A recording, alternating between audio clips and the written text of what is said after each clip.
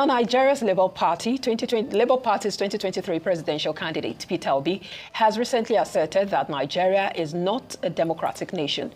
Appearing on Arise's Prime Time, Obi emphasized that the fundamental principles of democracy government by the people for the people are absent in the current Nigerian political landscape. He further criticized the leadership, alleging that individuals with criminal records and forged credentials occupy significant governmental positions.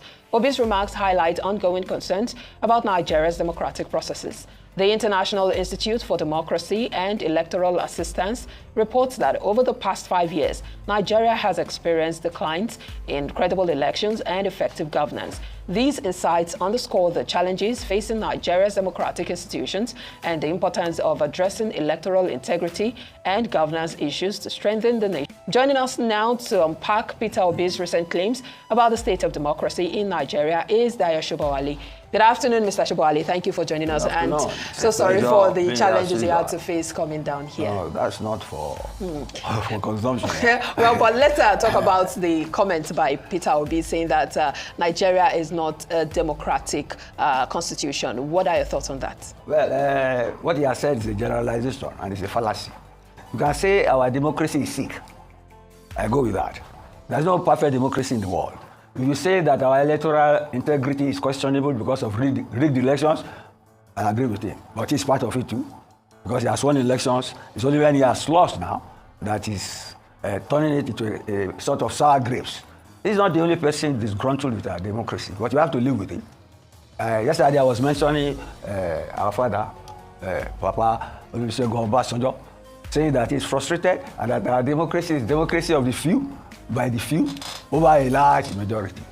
So, see, everybody, there's nobody happy in the world, here I see, even with democracy. And that is why you have those who will disintegrate the concept and ideology of democracy, waiting on the wings. That's China, one-party state, and the USSR. One is tempted to say that they are the people instigating this aggression, verbal, that is, against the concept of democracy. But see, democracy is a game of numbers. See, the majority wins, first past the post. That's a parliamentary democracy. In presidential democracy, the winner takes all. The winner takes all. So let's get the idea and concept of democracy right. That the principles, the ideal is there, but nobody is following it.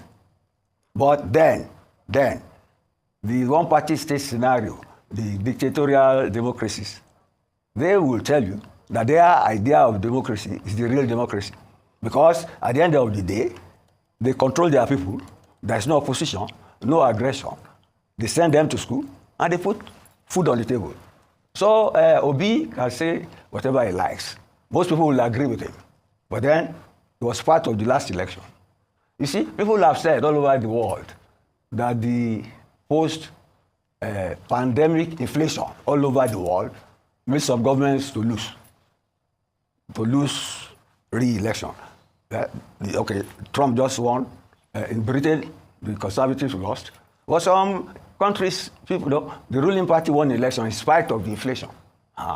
And the inflation, you can't separate the inflation from the ruling party in a democracy because you put them there. And if there's inflation and people cannot make ends meet, they will blame the people in charge. So what he's doing is criticizing the government of the day. But he cannot wash himself off it like Pontius Pilate because he has always been part of it. Let's leave it at that for now. All right, Mr. Shobowale. Great assessment. What you mentioned, democracy is a game of numbers and we need to get our democracy right. You also said it would be all right if we said our democracy is sick. But when you mentioned that the dictatorial aspect that some might be practicing, it made me wonder if you're willing to share what your own specific metrics to evaluate if Nigeria is truly practicing democracy might be. Let me be abundantly clear. Okay. We are practicing democracy. What are the metrics besides holding elections? No, wait. We have democratic institutions in place. We don't have one man rule. We have presidential system of government, the system of checks and balances, separation of powers, and we vote every 4 years. Do you get me? So people are already getting ready for 2027. Those are the indices of democracy. Obi is part and parcel of it. He can be disgruntled with it, and he has not very long because he lost the election. But Obasanjo is out of power, but it's always vigilant over the conduct of our democracy. Okay, may I rephrase, Mr. Shepard? Okay, right. You've outlined all these elements that you mentioned, Yeah, but you also stated democracy. that, yes, you also stated earlier that it's okay to say that democracy is relatively sick. So if we're going to practice democracy that is not sick, that is well, what would you include in the metrics of our ideal democracy for the Nigerian context? That's right. Integrity, honesty, transparency, accountability. But you know, they're always lacking. Yes. That's the theory. I'm a practical pragmatist. That's what I'm telling you. That's why I said it is sick. I won't say you don't have democracy. All the indices right there. If you don't have democracy, we will be like our brothers in Niger, Mali. They are banned political parties. You can't discuss like this there. But Obi is venting his views in public against the government of the day, and he goes home to sleep. So let's thank God for little mercies. That is a democracy. But don't forget too, like people stretch human rights too far. You see, human rights is your freedom ends where my nose begins. And you see, the only true democracy is in utopia, not on this earth. You get me? So people are balancing things and making democracy work. You remember at the US last election, Joe Biden said his opponent is an enemy of democracy, a threat to democracy. But the threat to democracy won at the electoral dump or death. All right. Democracy is a matter of choice. We thank you for your contribution this right. afternoon, Mr. Dayo. The candidate of the New Nigeria Party, NNPP, Rabi Kwakwanso, over the weekend stated he can't be a running mate to the Labour Party candidate, Peter Obi, also saying that the Southeast will miss a golden opportunity if Peter Obi refuses to be his running mate. The NNPP candidate also added that the Igbos are at the bottom in politics. Reacting to the remarks by the NNPP presidential candidate, Buba Galadima highlighted that experience in economic issues. Joining us on the show this morning to discuss the alliance between both parties and his taster, welcome to the morning show. Good morning, and good morning for inviting me. So let's talk back that the North will not vote for you, Peter Obi, that they would rather vote for a Northern candidate. He also talked about the fact that the South... Well, the comments from my respected elder brother, Kwankwaso, is the reason why we have 100 million Nigerians living in poverty. The reason why we have 18 million Nigerian children out of school. It is the reason why we have over 55% of Nigerians under unemployment ladder. It's the reason why we have all the problems, why Nigeria is insecure. Because rather than vote for competence, we will choose to vote for incompetence based on a primitive consideration of ethnicity and religion. By train, is it because someone from the Southeast is in charge? You can't travel from Abuja to Mina by road. Is it because somebody from the Southeast is in charge?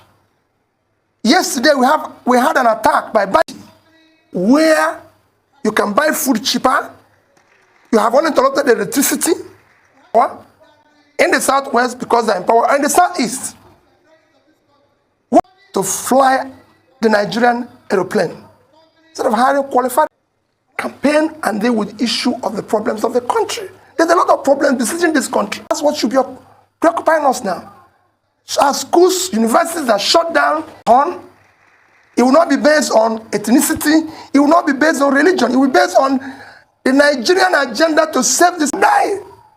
It is not about whether this person. I'm appealing to people to vote to save Nigeria. And to save Nigeria is to hire the best. I don't want people to vote for me because I'm from the Southeast. I don't want people to vote for me because I'm from South-South, or I'm from Southwest, or Northwest, or Northeast, or North Central. I want them to vote for Peter Obi because he's a Nigerian who is competent to start pulling Nigeria out of the mess it is today. He also said that, the Igbos are on the lower ladder of Nigerian politics. I mean, we keep hearing that word. In fact, when we had the spokesperson of the NNPP, somebody that did speak on behalf of the NNPP yesterday, I think a couple of days ago, if my memory serves me right, that's Alhaji Buba Galadima, he equally enunciated, those views that, it must be the Igbos that, it's on Monday. Yeah, thank you so much. That the Igbos should be the one to be vice presidential candidate. So tell us about everything about this, NNPP partnership and everything. Is it still working or is it dead on arrival? Well, I'm not going to talk about the alliance because maybe some people are talking about alliance, but I want to look at their comments. Often a time, you see, you work here. Often a time we tend to neglect those on the lower ladder. They might be the solution. They might be the solution. And those comments are comments that should not be on the table today because we have a problem.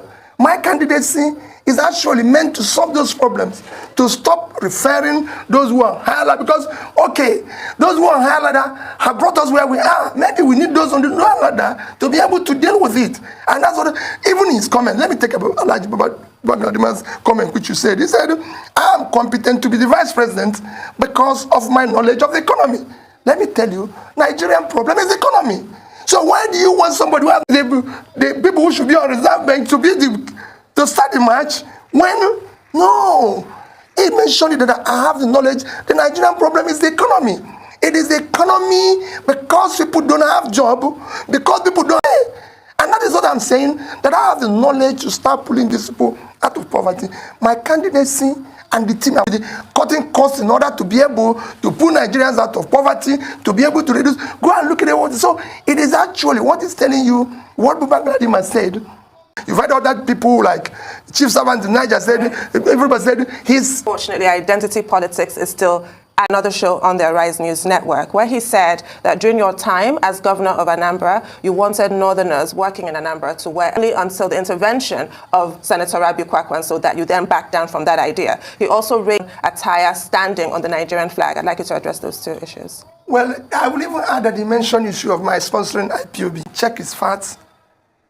I've never been in 2017, which I'm sure you referred. I made a comment. I said, IPOB and all other agitations are as a result of leadership failure over the years that failed to address the critical areas of development. So it was the creation of these things, we're a creation of government. And I can say today that if I'm in power, I will deal decisively with all agitations through dialogue and through proper leadership. And when I finish that, if there are remnants of criminality in it, I deal with it decisively. That's what is happening everywhere. I followed issue of agitations globally. I do things with studies, and it can be dealt with. On issue of badge and identification, it's a lie. It never happened. And let me tell you, throughout the time I was governor, Kwankwaso never visited me. I can't remember. In fact, I probably haven't met Kwankwaso until maybe, I don't know, there are people I met maybe after I became governor or not close to him. You know, it's somebody that I see as a senior brother, respect me, but he never visited me as a governor or intervened on anything. And to tell you why it's a lie, all the commissioners that sat with me throughout the time I was in office are from the north. I never had the privilege of having any commissioner from southwest to north. Most of them, if I told them I'm from Kanu, my ADC, Mohammed, is from Kanu. So who will I give the order? Will I give them an order to go and deal with their own people? No, every other person calls his brother, or his sister, or his mother, listen to be his ADC. My ADC is from Kanu, and we remain close to today. Very, very close. You can go and ask him. I'm not somebody who asks that. On the issue of my son, it is not my son.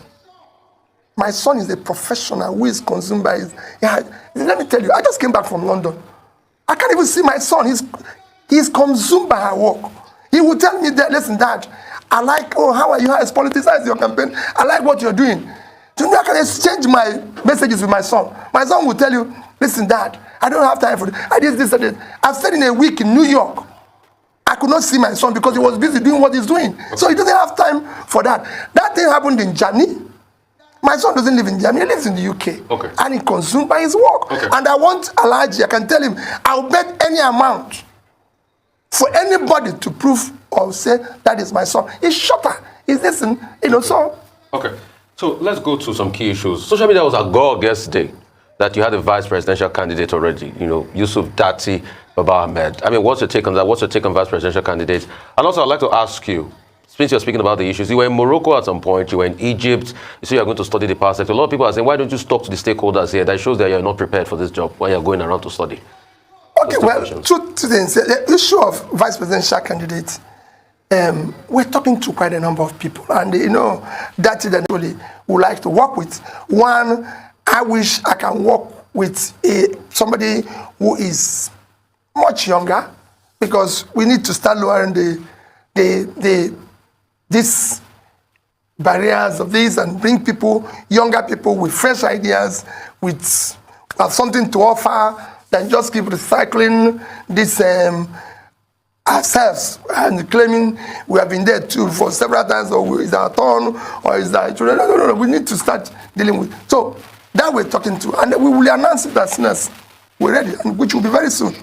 On issue, so are you confirming? You're confirming that you're speaking to Dati and other aspirants? There's quite a number of people. And Dati might be the person because he's. Look at what I said. I said I wish he's the one. He's qualified. Okay, you wish he's the one. Yes. So you have a soft spot for him. Yeah, of course, and a few others. You know, I want somebody who is competent. We need to. I said I'm building a team. Okay. I'm building a team. That team has to be a team that is formidable, a team that cannot take, even from me as president, anything. I want to assemble the type of team I had in Anambra State, and I said to them from day one, if you agree with me in 3 meetings, you go. That means you don't have your own idea. I want those who can look at my face and say, Mr. President, you're wrong. And you're wrong.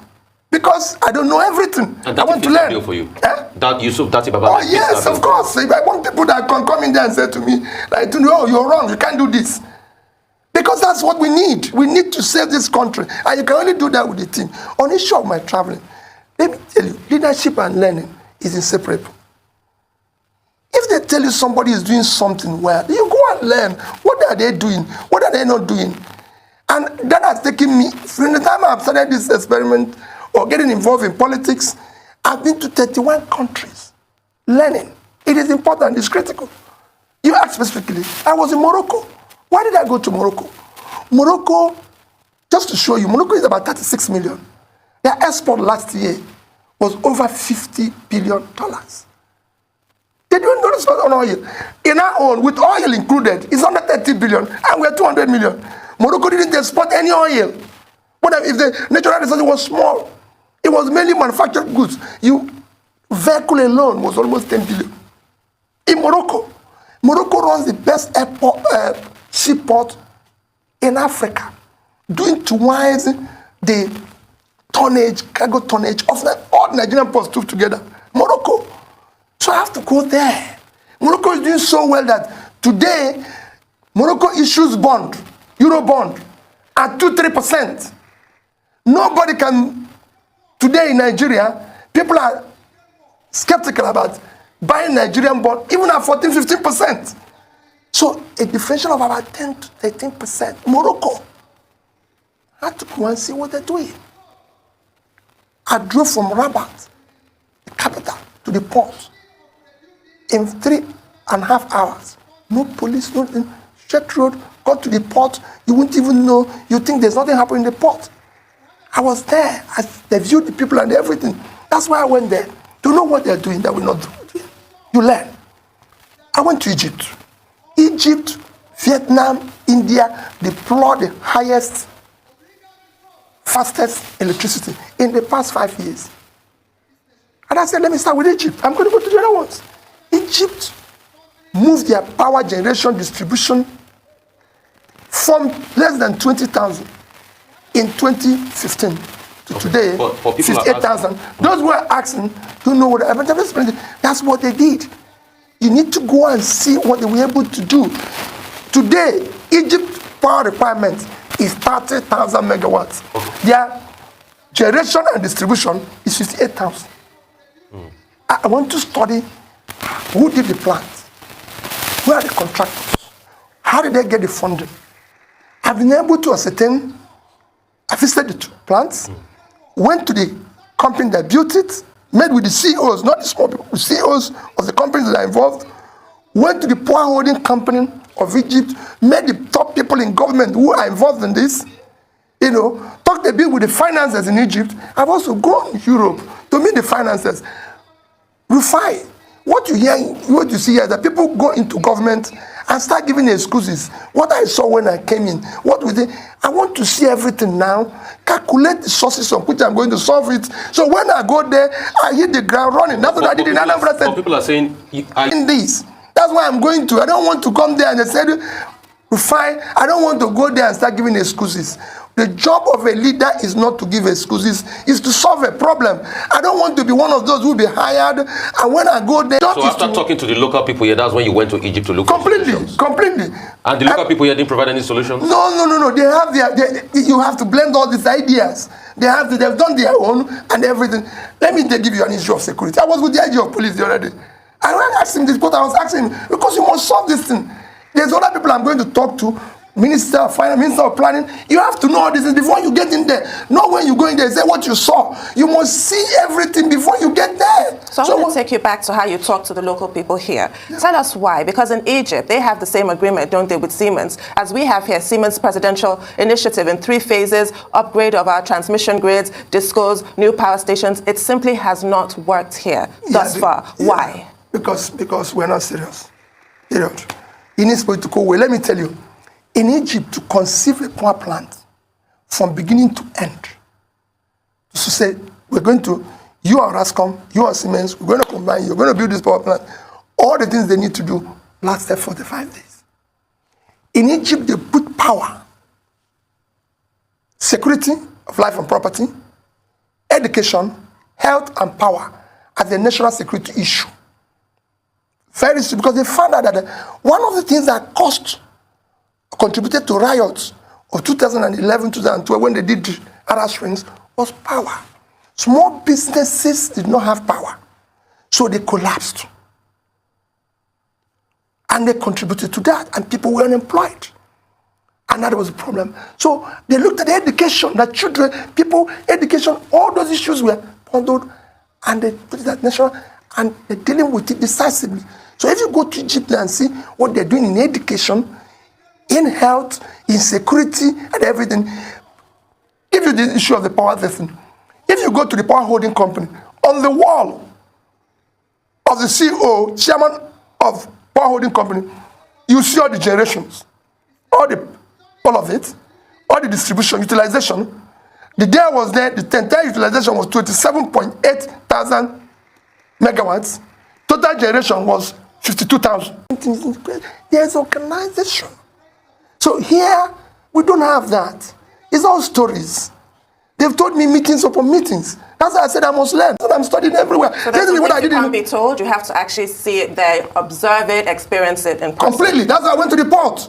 A better port than we have with 200 million people. Let's what would you do about subsidies? Would you remove subsidies? What's the definitive answer? Well, fine. Our total education expenditure is about 8 trillion. So in 10 years, about 8 trillion. 8 trillion is about 20 of the world. The most too critical, and your expenditure in health and education in the past 10 years is about $20 billion. Go and check the records. And you spent 40 in subsidy. $40 billion. 40 billion subsidy. Refine to even add. This is 50% of it. If we had spent the next 20 billion in power, we would have been generating and distributing today 20,000 megawatts of electricity. We spent 16 billion or 16 trillion thereabout in the past days. They keep using that 16 billion number in power. For me, I don't want to deal with the issue of the past. That's what they said about adjustment. But I'm saying in the past 10 years, and I'm talking about 2010 or 2012 to 2022. Within this period, this is what we have spent in subsidy alone. Yeah. That means subsidy alone would have solved a lot of our issues in education. I can assure you that we'll be growing at more than 4% and would have added over $100 billion in our GDP. So $90 billion. So subsidy of 40, total mismanagement of resources that would have changed the entire norm. That has been stopping the government from removing subsidy. Remember 2012 Occupy Nigeria protest, Labour, and now you are in the party set up by... That's another argument. No, let me tell you the argument. Let me tell you, it's people, it is not entirely so. Because Refine, if you audit what we are importing and consuming, there's no way we'll be this amount. And you have to convince people. Let me tell you why people are against removal of subsidy. People are against removal of anything because whenever it's been done, they did not see the benefit. We did privatization. We didn't see the benefit. What we did is that we privatized profits, socialized losses. We did everything we've done. We did other things here that have been done everywhere. If you say you're going to remove this, what are we getting here? The problem you have in Nigeria is that they've removed this. Nobody got anything here. So we are going to do it in such a way that it will be transparent. This is the amount of our importation. This is the amount we are going to spend. And if we reduce it or do this, this is what you are going to get. And you deliver that, people will believe you. I've been able to return schools in Anambra State or do things that when I was doing it, people say, no, you cannot do it. Have you go and watch what my former head of service wrote? Stinginess as a strategy of development. He showed how I cut the cost of everything and showed what I used it to do. You must not come and say, we're going to remove this. What are we going to get as a remove? Because of mistrust. Because the whole thing has been embedded in transaction and stealing of, so people don't want to hear it. But you cannot spend that amount of subsidy when your health, education, and pulling people out of poverty suffering. So you remove subsidy? Well, like I said, everything has to be, if this is going to happen, this is a... And no, we have to study. I will remove it, but I have to offer them what would be equivalent of what we are removing. So your answer on subsidy is yes and no? Yes, yes. No. Would you remove subsidy? Yes, but because I'm going to use the resources to do something that will benefit. But if I'm not going to do that, I'm not going to remove it. Okay. You must be able to, on subsidy, and spend 50% of that in education and health. Even in security. Well, our security budget have not been up to that. Are you saying that subsidy is more important than security of life and property? These are things you must do. You must be able to say, if we keep this, we will not get this. If we keep this, we will not get this. But because of mistrust, I will say that subsidy is a scam. And I still maintain it. So we have to look at it. How much are we importing? Who is consuming it? Why are we going to keep this? And there's so many scams all over the place, including the cost of governance. We're going to look at it. It's not going to be a business as usual. I'm going, and that is why people are telling you, oh, it's good at the economy, it's not good at this, it's not that good, because they know that if I'm at the #1 position, I'll be able to say, no, you can't continue with this. So they want a situation where it will continue, but let Peter Obi be here. Stay with us. We'll be back with more with Peter Obi.